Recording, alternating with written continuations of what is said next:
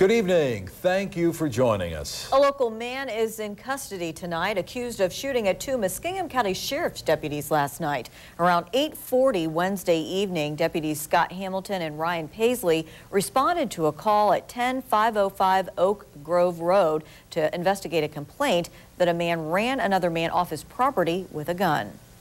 Lights on, and we're turning around to leave from the driveway when Deputy Paisley heard a shot and saw a muzzle flash to his right. Of course, the deputies immediately pulled out of the driveway, and in doing so, there were subsequent shots, and Deputy Paisley's vehicle was struck.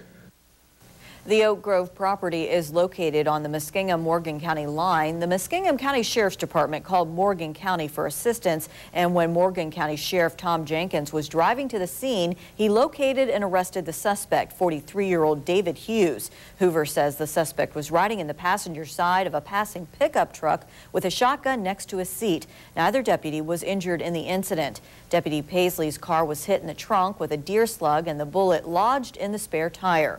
On February 5th of this year, Deputy Hamilton was involved in a fatal shooting when suspects in the armed robbery of Community Bank on Dillon Falls Road fired upon deputies after a high-speed chase, and deputies returned fire, killing one man.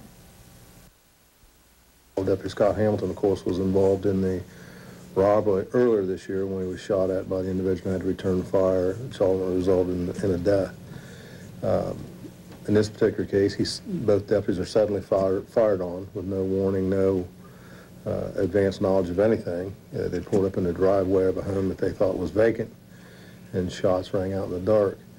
I mean, immediately, general alarm went out for our office. Hughes has a previous conviction for felonious assault. He's currently being held in the Muskingum County Jail. The Cambridge Post of the State Highway Patrol is investigating an early morning accident that killed two area women. Troopers say the crash happened just after 8 this morning on State Route 340 in Noble County near Cumberland, 1 mile east of the Muskingum County line.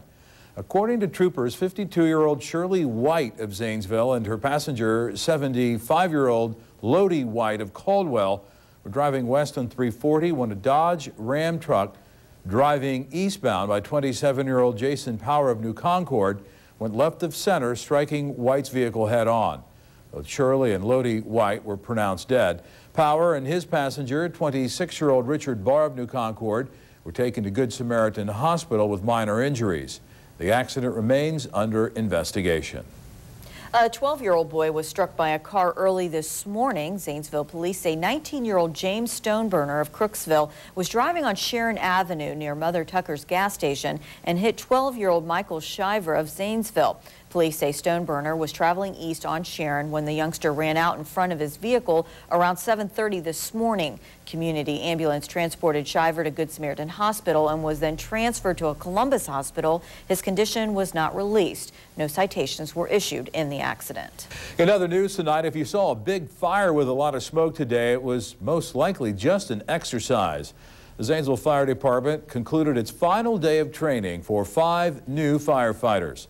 The new recruits say the training experience over the past 7 weeks was very informative, and the main highlight of the process was the live burn that took place over the past 2 days. Exercise, we got a lot of experience, and this is probably about as close as we're going to get before the real thing. Schaefer says one of the main reasons he chose to become a firefighter is for the excitement and to be able to help other people. I was in the military before this and just missed the excitement and some of the adrenaline rush, and then we get to do all that in this job, but we also get to help people, and that's just really rewarding, and you just can't beat it. The 5 new firefighters are set to start working at the Zanesville Fire Department on Monday. One local mortgage company is being recognized for its participation in the Guaranteed Rural Housing Program. Concord Mortgage was the top lender with 106 loans in the Guaranteed Housing Program for fiscal year 2007. They were presented with this honor for efficiently using the program and promoting it in the area. And in the last 4 years, they have been one of the top 10 lenders in the state. We looked at who did the top number of loans for the fiscal year. Our fiscal year runs from the beginning of October through the end of September. Concord Mortgage has been a lender with us for 12 years. We've worked with them. Through the Guaranteed Rural Housing Program, over 1,100 people were able to obtain affordable housing in the state in the past